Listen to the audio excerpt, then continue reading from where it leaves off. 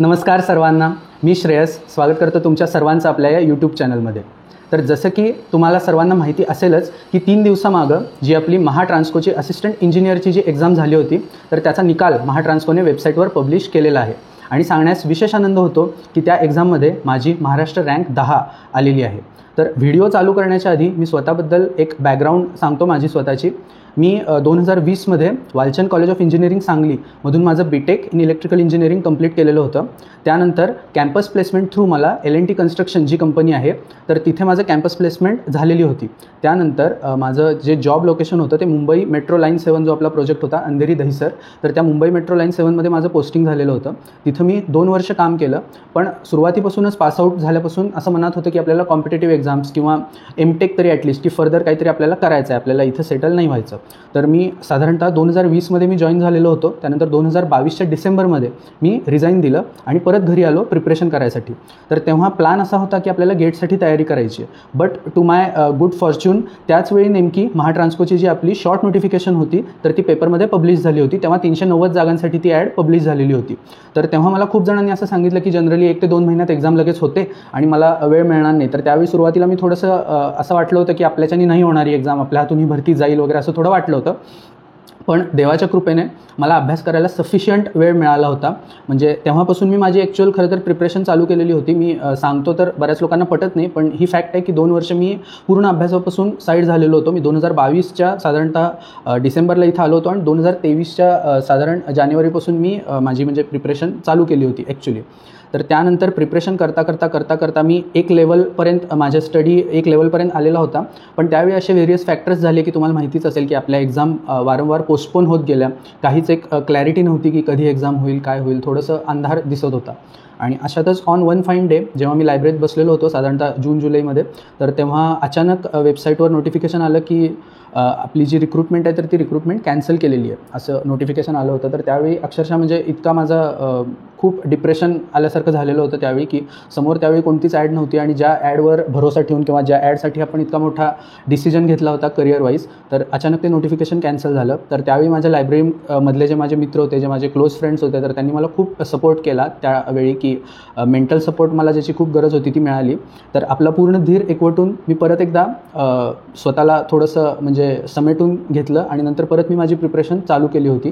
त्याचवेळी राष्ट्रीय chemical फर्टिलायझर्सची online form feeling चालू होती. त्याचा लास्ट डे होता आणि त्यावेळी मी अर्धा तास राहिलेला असताना RCFचा फॉर्म भरला होता. त्यानंतर मी एक्झाम दिली, माझी CBT क्लिअर झाली. इंटरव्ह्यूला गेलो, इंटरव्ह्यूही माझा क्लिअर झाला आणि आता मला नंतर त्याचं ऑफर लेटरही मिळालं होतं RCFचं. दुसरी गोष्ट, ह्या पूर्ण प्रिपरेशन फेजमध्ये तुम्हाला काही इम्पॉर्टंट गोष्टी आहेत की ज्या मला सांगायच्या आहेत. पहिली गोष्ट, जे फ्रेशर्स असतील त्यांनी कॉम्पिटेटिव्ह एक्झाम्स या फील्डमध्ये उतरताना पहिल्यांदा ही गोष्ट स्वतःच्या मनाला विचारा की आपल्यामध्ये खरंच इतका पेशन्स आहे का, आपण 2 ते 3 वर्ष थांबायला रेडी आहोत का. कारण कसं आहे की स्टेटच्या ज्या एक्झाम्स आहेत तर त्याला खूप फॅक्टर्स कारणीभूत असतात. रिझर्वेशन झालं, इलेक्शन्स झाले, या सगळ्या गोष्टींनी आपल्या ज्या ॲडव्हर्टाइजमेंट आहेत तर त्या खूप ॲफेक्ट होतात. तर येतानाच आपल्याकडं 2 वर्षाचा सॉलिड बॅकअप हा असला पाहिजे की 2 वर्ष तरी मिनिमम तुम्ही द्याल अशी तुम्ही तयारी करूनच या फील्डमध्ये येताना. नसेल तर तुम्ही पार्ट टाईम जॉबसोबतसुद्धा याची प्रिपरेशन करू शकता. ठीक आहे, तर या गोष्टी तुम्ही विचारा. दुसरी गोष्ट, आपली खरंच तयारी आहे का. कारण आपण बघितलं असेल यावेळी महाट्रान्सकोचा सुद्धा जो कट ऑफ आहे तो अनएक्सपेक्टेडली खूप हाय कट ऑफ गेलेला आहे. यामागं 2-3 कारण आहेत. पहिली गोष्ट म्हणजे पॉवर सिस्टमवर पेपर आलेला होता. मला सुरुवातीला वाटलं होतं की पेपरची लेवल थोडी डिफिकल्ट होती, बट नंतर माझ्या लक्षात आलं की मुलांचा अभ्यास पण त्या लेवलचा झालेला होता.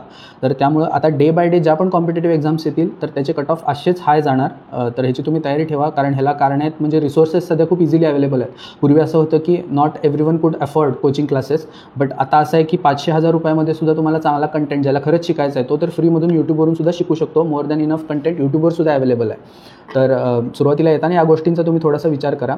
राहिली गोष्ट अशी की ज्यांचे एकदम क्लोज मार्क्सनी कट ऑफ म्हणजे जे लिस्ट सिलेक्शन लिस्टच्या बाहेर आहेत त्यांना मी असं सांगू इच्छितो की आपली जी महाडिस्कॉमची जी सिलेक्शन लिस्ट होती त्यामधले खूप जण महाट्रान्सकोला सुद्धा सिलेक्टेड आहेत.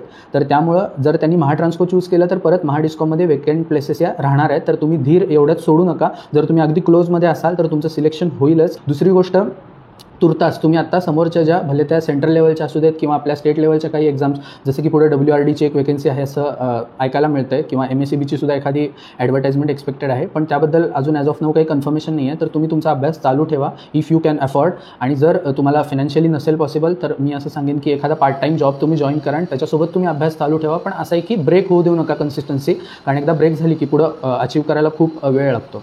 तर माझ्याबद्दलचं म्हणजे मी कसा अभ्यास केला, जर एखादा डिटेल्ड व्हिडिओ तुम्हाला पाहिजे असेल की पूर्ण प्रिपरेशन माझी जर्नी कशी होती, काय काय गोष्टी आहेत, तर त्यामध्ये डिटेल जर पाहिजे असेल तर तुम्ही कमेंट बॉक्समध्ये सांगा, मी यावर एक सेपरेट व्हिडिओ बनवायचा प्रयत्न करेन.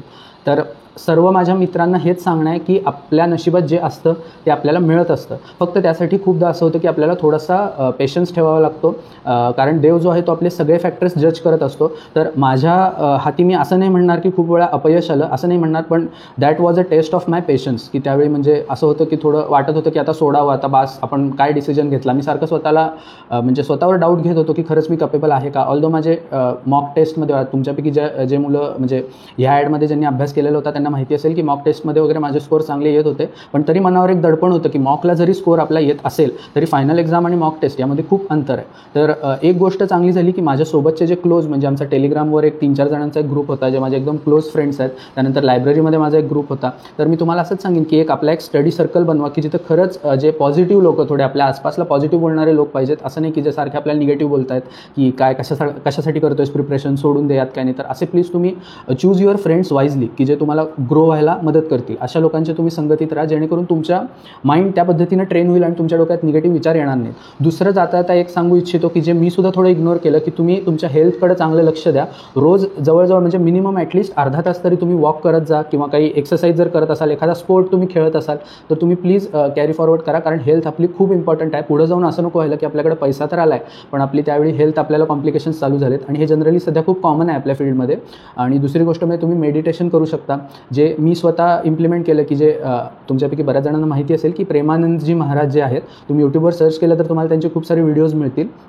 मला जेव्हा असं वाटायचं की डिमोटिवेट व्हायचो मी, किंवा असं वाटायचं की आपण हे कशासाठी करतो आहे, खूप निगेटिव्ह विचार यायचे, तर मी सरळ हेडफोन्स घालायचो आणि मी त्यांची जी काय त्यातले काही बिट्स आहेत, म्हणजे 10-10, 15-15 मिनिटाचे त्यांचे व्हिडिओज आहेत, तर ते तुम्ही आवर्जून बघा. त्यातून तुम्हाला खूप शिकायला मिळेल की जे शांत मन जे असतं, की आपण स्टेबल कसं राहायचं सिच्युएशनमध्ये, या गोष्टी सगळ्या खूप इम्पॉर्टंट आहेत. दुसरी गोष्ट म्हणजे आपल्या अभ्यासात कन्सिस्टन्सी ठेवायसाठी तुमचं गोल खरंच मोठं असलं पाहिजे. असं नाही की हा सांगतोय तो सांगतोय म्हणून मी फॉर्म भरला, किंवा आता मला काही ऑप्शन्सच नाही आहे. एक गोष्ट लक्षात घ्या, एकदा ठरवलं आहे करायचं, पहिल्यांदाच तुम्ही आता जर तुम्ही सुरुवात केली नसेल, पहिल्यांदाच स्वतःला शांतपणे एक तासभर शांत एका खोलीत बसा, स्वतःला विचारा की खरंच मला हे करायचं आहे का. जर उत्तर हो असेल तरच यात पडा, असं मी तुम्हाला सांगेन, कारण खूप अवघड आहे हा प्रवास. सुरुवातीला मलाही असं वाटलं होतं की आपल्याच्याने होऊनच जाईल, पण जसे जसे 2 वर्ष गेले, जसं मला कळलं की ह्याचं कॉम्पिटिटिव्ह नेचर इतकं म्हणजे भयानक कॉम्पिटिशन आहे. तुम्हाला जर एक क्वेश्चन नाही आला तर तुमच्या शेजारी बसलेला जो मुलगा आहे त्यानं ऑलरेडी तो क्वेश्चन सॉल्व्ह केलेला असतो. तर ह्या नेचरच्या एक्झाम आहेत. मी भीती नाही घालत आहे, पण ही वस्तुस्थिती आहे सध्याच्या काळाची. तर अगेन थँक्यू, तुम्ही माझ्यासोबत या यूट्यूब चॅनलवर आणि आपल्या टेलिग्राम चॅनलवर कनेक्टेड असालच. जर नसाल तर टेलिग्रामवर टॉपर स्टॉप नावाचं एक आपलं टेलिग्राम चॅनल आहे, तर तुम्ही चेक करा. त्याची लिंक जी आहे ती मी डिस्क्रिप्शनमध्ये अटॅच करीन, जेणेकरून तुम्हाला इझी जाईल ते फाइंड आउट करायला. तर अजून जर तुम्हाला कोणत्या विषयावरचा जर व्हिडिओ पाहिजे असेल तर कमेंट सेक्शनमध्ये तुम्ही मेन्शन करा. मी ह्याच्यानंतर आणि काही व्हिडिओज रेकॉर्ड करणार आहे, तर त्याच्या बाबतीत जर मला खरंच वाटलं की हा ॲड्रेस करण्यासारखा टॉपिक आहे तर त्याच्यावर आपण एक सेपरेट व्हिडिओ घेऊ. तर माझ्या पूर्ण या जर्नीमध्ये मला सपोर्ट करणारे जेवढे लोक आहेत की जे हा व्हिडिओ बघतही असतील कदाचित, तर त्या सर्वांचं खूप खूप धन्यवाद, की तुमच्यामुळं जे काय आहे ते मला सपोर्ट मिळत गेला, मेंटल सपोर्ट असेल किंवा माझ्या स्वतःबद्दलचा कॉन्फिडन्स माझा बिल्डअप होत गेला. तर असेच नवीन नवीन व्हिडिओज तुम्हाला पाहिजे असतील तर आपल्या चॅनलला सबस्क्राईब करा. Thank you once again for giving me your valuable time. Thank you.